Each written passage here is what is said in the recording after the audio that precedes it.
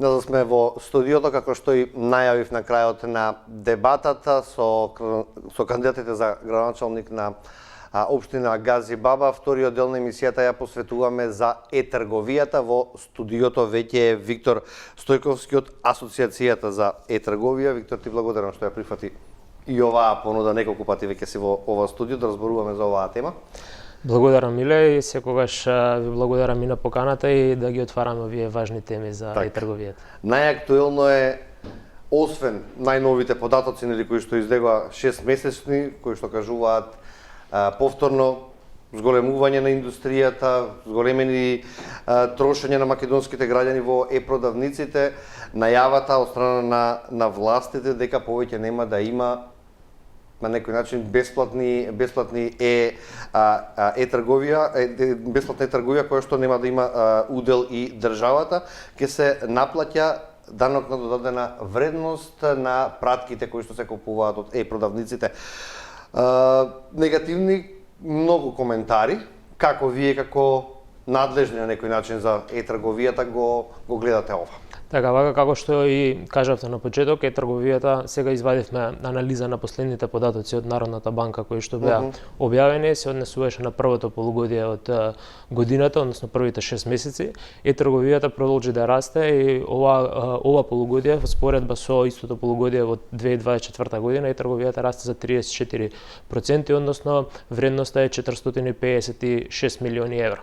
Нас како асоциација не радува што имаме ваков пораст на е-трговијата, посебно и во делот, нели, расте потенцијално секоја година е-трговијата. Знае се сеќаваме ние како беше во ковид периодот кога одеднаш порасна многу и така натака, но доброто е што расте и продолжува да расте и понатака. Резултатот на расте тоа е што се свестуваат граѓаните, понудата се зголемува, влегува и некои, се отвори и некои странски провајдери за да може граѓаните да купуваат во 2025 година и еминентно е тоа да ги видиме и резултатите.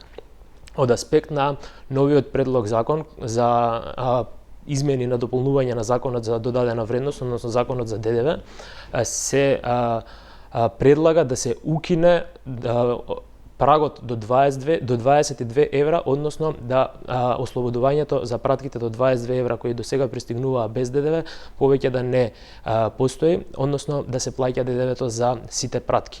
Во однос на овај предлог и како ќе влијае на е-трговијата и како ќе се спроведе истиот, се уште начинот на спроведување не е доволно јасен, односно ние барем во оваа ситуација не го знаеме, но тоа и не можеме да го коментираме, но тоа што се случува во Европа е оваа мерка веќе постои од 2021 година и Европа го воведе ова за да ја заштити и внатрешната економија и нелојалната конкуренција и така натака, но претходно со многу сериозна подготовка. Значи Европа се подготвуваше 2 до 3 години за да го воведе ова во 2021 и го воведе на начин што интегрираше import one stop shop систем кој што вика дека ДДВ-то се наплаќа од страна на провајдерите кои што продаваат во Европската унија.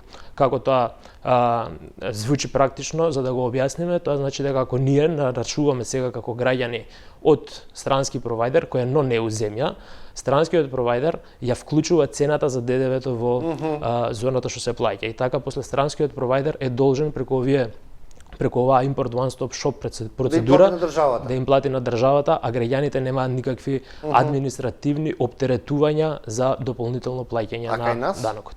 Кај нас моментално прагот до 22 евра, нели бевме ослободени од ДДВ, за над 22 евра има процедура која што граѓанинот сам ја тера за административно да го покрие ДДВ-то на пратките. Ако производот е 1000 денари, тоа значи дека имаме како граѓанин, јас имам 180 денари плюс што треба да го платам. Така.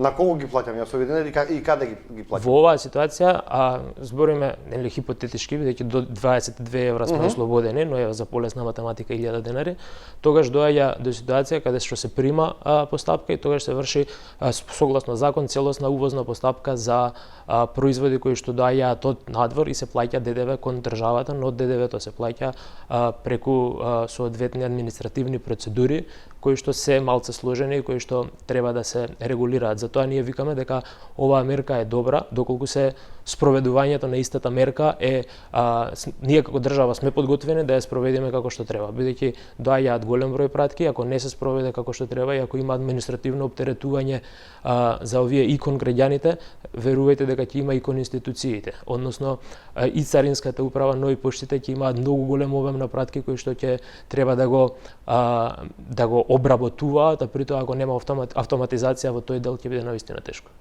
Ќе биде тешко за спроведување, зборуваме. Што може сега да се очекува од ова? Дали може ова да ги подобри работите или да се зголеми црниот пазар и сивата економија, например, сега? Вага, ние секогаш ги гледаме двете страни. Дефинитивно може, доколку имаме добра процедура, дефинитивно дека може да се подобрат процесите. Се заштитуваат и македонските компании кои практично плаќаат данок за пратките кои ги везуваат на големо и така натака, но од друга страна, ако тоа не се направи како што треба, односно не биде автоматизиран процес, тоа де факто само ќе ја усложни работата и можеби потенцијално и ќе придонесе кон зголемување на сива економија.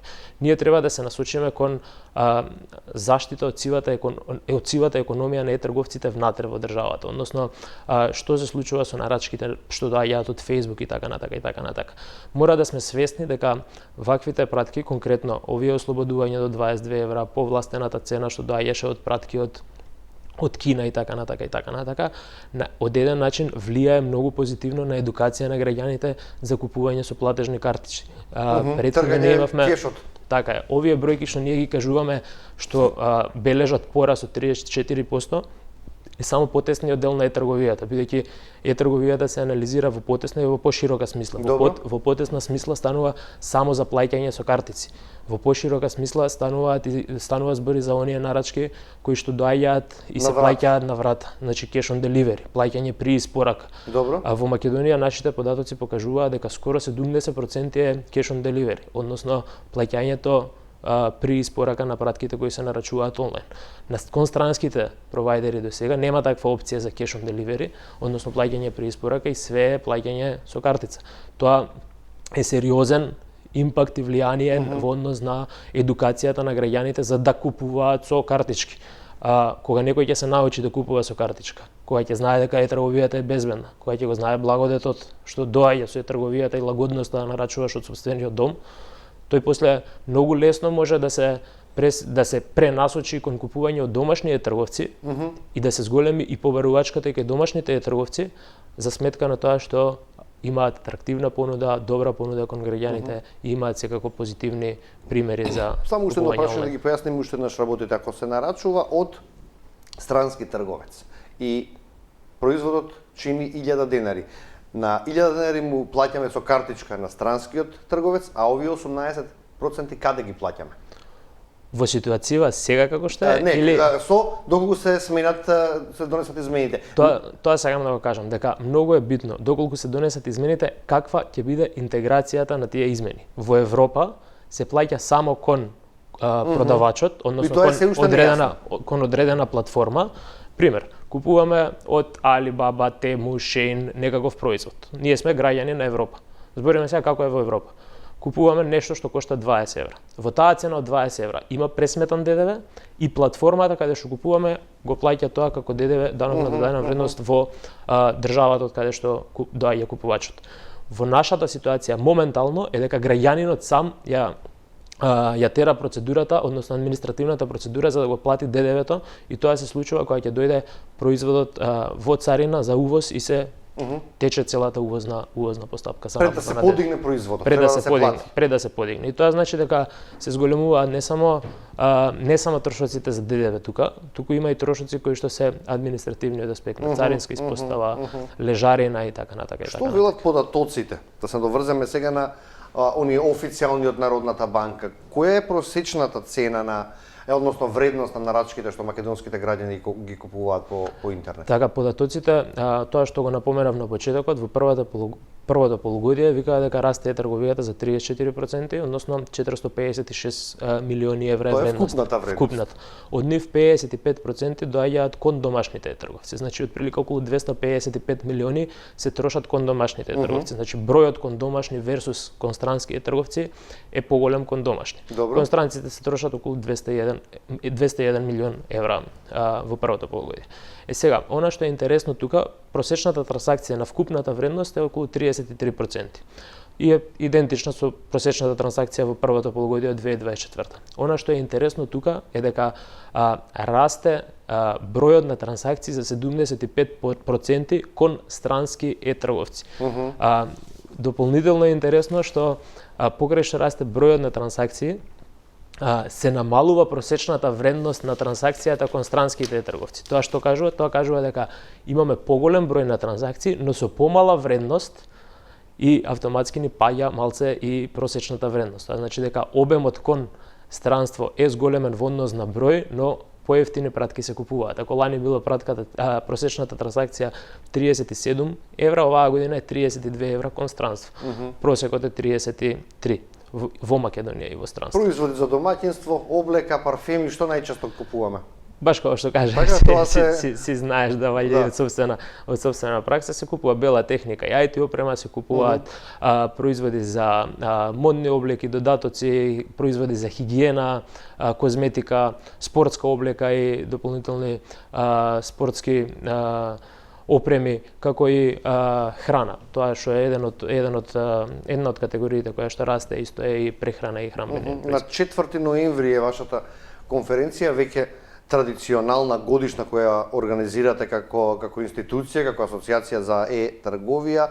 Што може да видиме на оваа година, овогодишната конференција? Кои ќе бидат говорници, кои ќе бидат темите за панелите? Така, 8 година поред ја организираме конференцијата, стварно даваме се од себе да биде светски карактер и тоа го покажуваме, носиме говорници од Booking, од Dolce Gabbana, од TikTok, кои што се навистина доста корисни говорници за да се слушне како тие светски компании практично применуваат теми од вештачка интелигенција, од маркетингот, од трговијата за да зголемат продажби, да ги заштитат корисниците и така натака.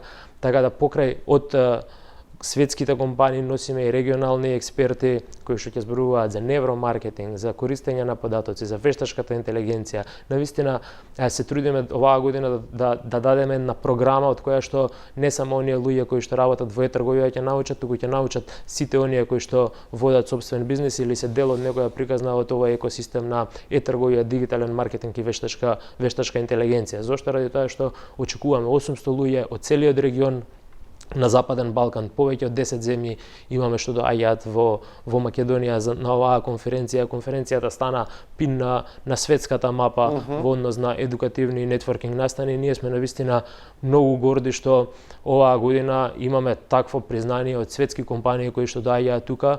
Буквално не знаеле некој од нив каде е Скопје, доаѓаат на конференција за трговија во Скопје, во Македонија и имаат можност да се запознаат со целиот наш екосистем, бизнис, заедница и да споделат искуства и знаење. Да ве прашам, се извинувам, колку Македонија се афирмира сега со овој настан и каде се позиционира во однос на трговијата, да не одиме подалеку во регионот? Така, овој настан почнавме од конференција со 300 луѓе, моментално јас ја кажувам дека веќе е платформа од која што собира повеќе од 800 луѓе, бизниси од стартап компании, инвеститори, маркетинг агенции, трговци, IT компании. Меѓу другото, нашиот главен фокус е овие луѓе од целиот регион да ги споиме на едно место, да може да разменат искуства, да разменат знаења и секако да отворат и нови потенцијали за дополнителен раст и развој. Ние сме пазар кој што е во развој, ние сме пазар кој што ваквите настани едноставно му помагаат за да се пласира подобро во целиот регион и од една страна, од друга страна и да придонесе кон поврзување на регионот, за да може да бидеме многу поголема точка на светската мапа, ради фактот што сите земји на Балканот се пазари кои што се доста мали сами по себе, но ако гледаме Балканот како една единка, ако го гледаме како целина, сме навистина атрактивен пазар и веќе станува збор каде што имаме купувачи кои што се паметни, кои што знаат да купуваат онлайн, кои што веруваат во трговијата трговијата и за тоа сме интересни и за светските компании кои што веќе доаѓаат тука и ги гледаат овие можности за дополнителен раст и развој. Која е препораката од вас? Каде граѓаните да внимаваат, оние кои што се уште се скептици во трговијата и се уште сакаат, не веруваат на купувањето по интернет? Јас мора да кажам дека сум горд што бројот на поплаки драстично се намалува во однос на трговијата, тоа што стигнува барем до нас како податок, граѓаните се повеќе и повеќе веруваат и го уживаат благодетот на трговијата.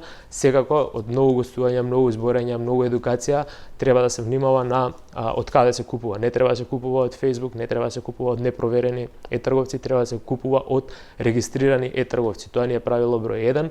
Треба да си ги знаат правата граѓаните, знаат дека кога купуваат од регистриран трговец, немаат никаква опција да бидат измамени, бидејќи фактот е дека они ги заштитуваат трговците ради тоа што креираат позитивна слика, сакаат да имаат добро искуство купувачите ради фактот што повторно треба да се вратат и да купуваат. Како порака до граѓаните би било да купуваат од регистрираните трговци, секогаш да проверуваат информации од каде купуваат пред да купуваат, да се информираат кој е правниот субјект кој што стои позади таа продавница, дали има контакт податоци и така натака, за да може после да делуваат по своите права доколку има потреба. Ова ми го кажуваш во однос на тоа дека има и најмален број на измами во трговијата, така? Бидејќи има намален број на поплаки, претпоставувам дека во однос на намален број на измами, јас говорам по тоа што доаѓа до нас како асоциација.